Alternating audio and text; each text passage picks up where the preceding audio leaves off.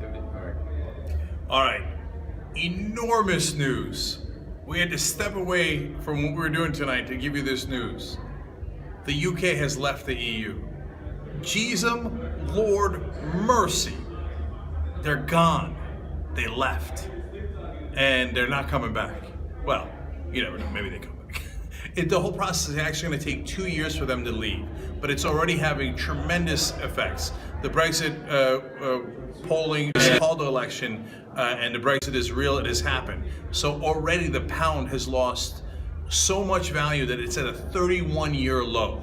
Now, there was a lot of, some would say fear-mongering, some would say legitimate worry that it would really hurt Britain's economy. The first sign of it is, yes, that's what's happening right now. But hold. Because look, for the moment being, that's of course going to be the first result. And I wanted to stay, and I was hoping that Brexit would not win, that we would not have a Brexit.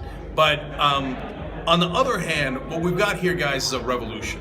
And revolutions, you know, sometimes go poorly to the right, or they go really well to the left, and everything in between, right?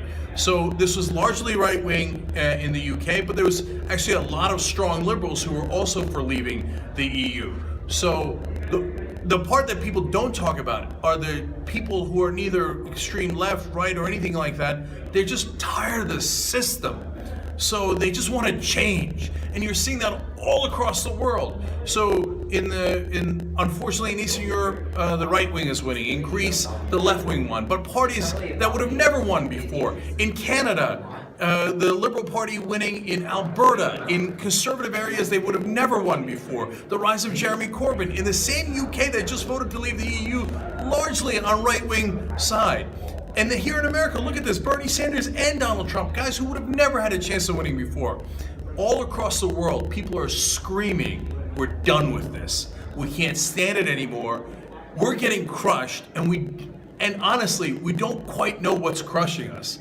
But we do know that we want change, we want significant change. So I'm not sure this change was going to be a positive one. And by the way, we might find out, look, things will settle down. Britain will make their own trade agreements. They'll have their own immigration policy. And it probably, and I said this before, I talked to Julian Assange earlier today and we had a conversation about this. It probably won't be as bad or as dire as all the people in the establishment are saying. But there will be some real pain in the beginning here. And whether you like it or you don't, you agree with it or you don't, the revolution is afoot and it is worldwide. What just happened tonight was momentous. It could be a world-changing event, not just for the UK, and obviously that effects that it has for EU and for all their trading partners, US, China, Japan, etc., but on a larger scale, for what it says to people, hey, you know what? Maybe we can get real change. So tonight's change, I didn't agree with. But if it leads to other changes and a real revolution where we overthrow this establishment that you guys are right about, that are actually crushing you, well, that could be wonderful. So we'll have to see which way this goes. Right now, obviously stunning news, but whether you like it or not, here comes the revolution.